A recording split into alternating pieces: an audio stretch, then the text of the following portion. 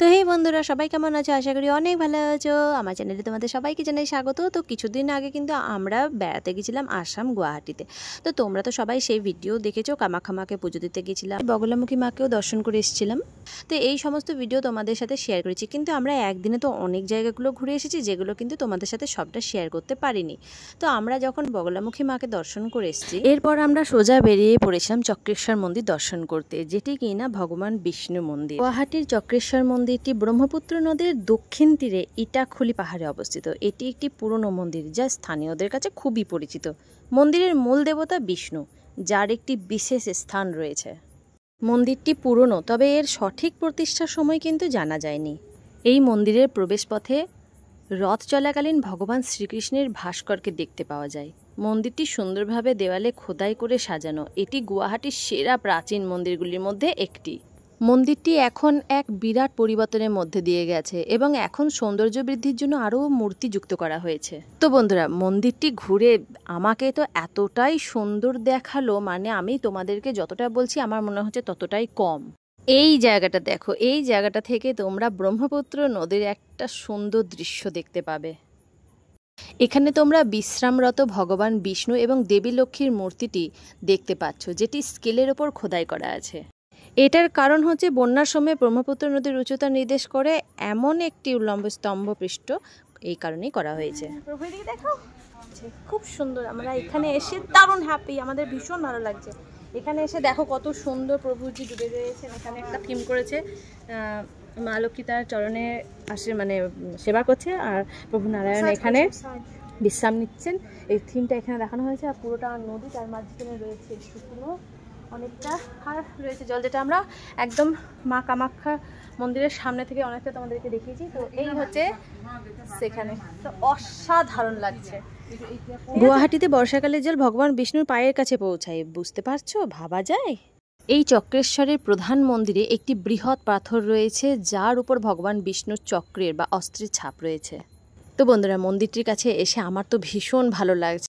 পৌরাণিক কাহিনী অনুসারে যখন ভগবান বিষ্ণু সতীর প্রাণহীন দেহ খণ্ড বিখণ্ড করেছিলেন, তখন তার সুদর্শন চক্র এই পাথরে আঘাত করেছিল, যেটি তোমরা এখন দর্শন করছো। আর এই হচ্ছে সেই সুদর্শন চক্রটি। তো বন্ধুরা, মূল মন্দিরটি দর্শন করার পর যখন কয়েক ধাপ নেমে যাবে নিচে, তখন কিন্তু তোমরা একটা সুন্দর ভিউ পয়েন্ট দেখতে পাবে, যেখান থেকে ব্রহ্মপুত্র নদীর একটি মনোরম দৃশ্য দেখতে পাওয়া যায়। ভিউ পয়েন্টটি দেখার জন্য যখন তোমরা নিচে নামবে, তখন এই দেখো সুন্দরভাবে আমাদের গণেশজিকে দর্শন করতে পাবে। ভীষণ সুন্দরভাবে এই গণেশজিকে নির্মাণ করা হয়েছে, আর আমাদের ভোলা মহেশ্বরের ত্রিশূল অঙ্কন করা রয়েছে। এখানে দেখো অনেক ছোট ছোট মূর্তি এখানে রাখা রয়েছে সুন্দরভাবে, যাতে আরও সৌন্দর্য বর্ধন করে। আর এইদিকে দেখো আমাদের ভগবান পরশুরামকেও এখানে নির্মাণ করা হয়েছে। বিশাল বড় আকার এটা দেওয়া হয়েছে। আমাদেরকে তো এখানে খুবই ছোট্ট দেখাচ্ছিল, আর আমরা যখন এখানে এসে পৌঁছে তখন কিন্তু মিনিমাম অনেকটাই অন্ধকার হয়ে এসেছিল। তোমরা পিছনে তাকালে বুঝতেই পারবে যে পেছনে কিন্তু অনেক লাইট জ্বলছে, মানে অনেকটাই ডিস্টেন্স ব্রহ্মপুত্র নদীর কাছটা।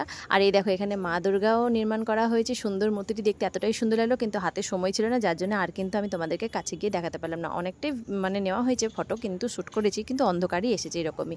আর এই দেখো ব্রহ্মপুত্র নদীর ওই পাশটা দেখো, চারিপাশটা আলোতে ভর্তি, দুর্দান্ত একটা পয়েন্ট।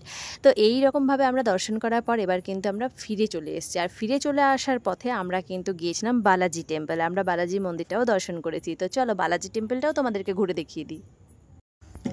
তো তোমরা গুয়াহাটি আসাম থেকে কারা কারা আমার এই ভিডিও আজকে দেখছো, আর যারা গুয়াহাটি আসাম থেকে ভিডিও দেখছো তারা অবশ্যই কিন্তু আমাকে কমেন্ট করে জানাবে। আর আমার এই ভিডিও দেখতে তোমাদের কেমন লাগছে। যারা এখনও কিন্তু চ্যানেল সাবস্ক্রাইব করনি, জলদি চ্যানেলটিকে সাবস্ক্রাইব করে নাও। তো আমাদেরকে দেখতে পাচ্ছ আমরা অলরেডি এখানে পৌঁছে গেছি। যখন পৌঁছে যাই বেশ অনেকটাই দেরি হয়ে গেছে, মানে অনেকটাই বলতে অনেকটাই সন্ধ্যা, প্রায় রাত্রি 8টার কাছাকাছি। তো এখানে জাস্ট অসাম লাগছিল, এখানে এসে ভীষণ সুন্দর লাগছিল। আর দর্শন করে যে যে জায়গাগুলো ঘুরেছি সত্যি যার মানে বলার কোনো ভাষা নেই। তো চলো বালাজি টেম্পলটাও দেখে নিই। এখানে বালাজি টেম্পলও রয়েছে, আর এখানে শ্রী দুর্গা টেম্পলও রয়েছে। তো আমরা সবগুলোই দর্শন করব। তো চলো, তবে ভিডিও কিন্তু ভেতরে অ্যালাউ নেই। যেটুকু তোমরা দর্শন করবে বাইরে থেকেই সেই মন্দির প্রাঙ্গণগুলি তোমরা দর্শন করবে। তো এই দেখো আমাদের সবাই পৌঁছে গেছে, পুরো টিম। তো চলো মন্দিরের চারিপাশে তোমাদের সাথে শেয়ার করে নিই একটু ঘুরু ঘুরু করে। পূর্ব তিরুপতি শ্রী বালাজি মন্দির পর্যটক এবং তীর্থযাত্রীদের জন্য একইভাবে একটি প্রিয় গন্তব্য হিসেবে আবির্ভূত হয়েছে। আমরা এসেছি শ্রী বালাজি টেম্পল দর্শন করতে। এটা কোথায়? এটা কোথায়? Durga temple, Shri Durga temple. Shri Durga Balaji temple বলা যায়। আচ্ছা তো যাবো এটা তো। এটা তো শ্রী দুর্গা। আচ্ছা যাবেন, লাইন দেবে না। পূর্ব তিরুপতি শ্রী বালাজি মন্দিরটি 1998 সালে পূর্ব তিরুপতি বালাজি মন্দির ট্রাস্ট দ্বারা নির্মিত হয়েছিল। এই ট্রাস্টটি হিন্দু ভক্তদের একটি গ্রুপ দ্বারা প্রতিষ্ঠিত হয়েছিল, যারা গুয়াহাটি তিরুপতি বালাজি মন্দিরে এটি প্রতিরূপ তৈরি করতে চেয়েছিল। মন্দিরটি আসাম সরকারের দান করা জমিতে নির্মিত হয়েছিল।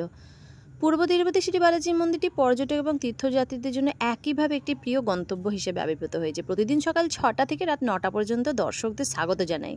মন্দিরের নির্মল এবং শান্ত পরিবেশ, আধ্যাত্মিক প্রতিফলন এবং ভগবান ভেঙ্কটেশ্বরের সাথে সংযোগের জন্য একটি নিখুঁত পরিবেশ সরবরাহ করে। পূর্ব তিরুপতি শ্রী বালাজি মন্দিরের প্রধান দেবতা হল ভগবান ভেঙ্কটেশ্বরের 4 টন ওজনের মূর্তি। মূর্তিটি সোনা ও রূপা দিয়ে তৈরি এবং পদ্মের চূড়ায় উপবিষ্ট। মন্দিরে গণেশ, দেবী লক্ষ্মী এবং দেবী সরস্বতী সহ অন্যান্য হিন্দু দেবতার মন্দিরও রয়েছে। প্রতি বছর লক্ষ লক্ষ ভক্তরা এখানে যান। তো আমরা এখানে এসে খুবই আনন্দিত হয়েছিলাম, যেহেতু আমরা এগুলো এর আগের বার যখন এসেছিলাম তখন দর্শন করতে পারিনি, কারণ তখন অতটা আমাদের জানা ছিল না। প্রথমবার গিয়েছিলাম, আর এইবারে এসে মানে দ্বিতীয়বার এসে আমরা এই সমস্ত মন্দিরগুলো দর্শন করার পর আমাদের মনের মধ্যে কতটা যে শান্তি অনুভব হয়েছে সেটা তোমাদেরকে বলে বোঝাতে পারছি না। তো সবাই কিন্তু এসে যখনই গুয়াহাটি আসাম মা কামাখ্যা দর্শন করতে আসবে, এই যে জায়গাগুলো আমরা ঘুরে গেলাম, পারলে তোমরাও দর্শন করে যেও। আর এখানকার যে প্রসাদ, সেই প্রসাদের তো সত্যি কথা বলতে তো মানে কোনো তুলনা নেই, কোনো কথাই হবে না। তাই আমরাও এখানে প্রসাদ গ্রহণ করলাম, খেতে খুবই সুন্দর। এখানে আমরা একটু কিছুক্ষণ সময় কাটালাম, তারপর আমরা সব শেষে আমাদের একটু খাওয়া দাওয়ার জন্য চলে এলাম, যেহেতু আমাদের খুব ঘোরা হয়েছে আজকে অনেকটাই। আর যেহেতু দেখতে পাচ্ছ রাত্রি প্রায় অনেকটাই হয়ে গেছে, তাই আমরা পরের দিনে প্রোগ্রামটা সেট করছিলাম এখানে সকলে মিলে দাঁড়িয়ে। এবার সবাই একটু চিন্তিতও হয়ে করেছিলাম। তো চলো, হ্যালো সবাইকে। তো এখন বেজে গেছে ঘড়ির কাঁটায় 10:30। আমরা এখন খাওয়া দাওয়া করে ফিরছি রুমে, হোটেলে যেখানে আমরা থাকি সেখানে। এইদিকে আসামে খাওয়া দাওয়ার একটু মানে এত রাত হয়ে গেলে পর একটু অসুবিধা হয়। তো আমরা মোটামুটি যে হোটেলটাই খেলাম সেটাতে মোটামুটি এত রাত পর্যন্ত একটু খাবার পাওয়া যায় বলে আমাদের সৌভাগ্য।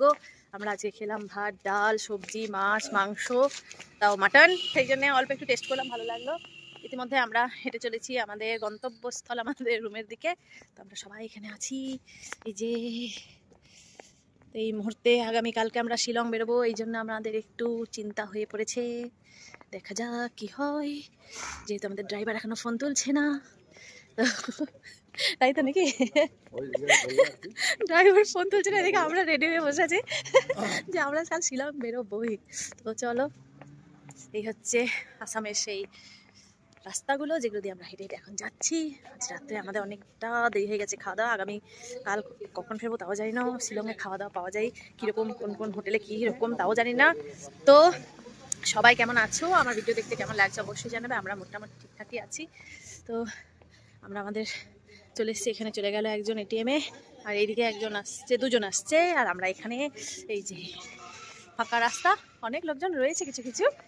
তো কারা কারা গুয়াহাটি আসাম থেকে এই ভিডিও দেখছো আমাকে কমেন্ট করবে, আর কারা কারা আসাম ঘুরে গেছে আমাকে কমেন্ট বক্সে জানাও, আর কি কি জায়গা আছে ঘোরার সেগুলো কমেন্ট করে জানাবে। তো চলো, দেখা হচ্ছে খুব তাড়াতাড়ি। আজকে এখানে আমাদের 2 ডেজ হয়ে গেছে থাকা। তো সবাই ভালো থেকো, গুড নাইট, শুভরাত্রি, হর হর মহাদেব, রাধে রাধে। চলো।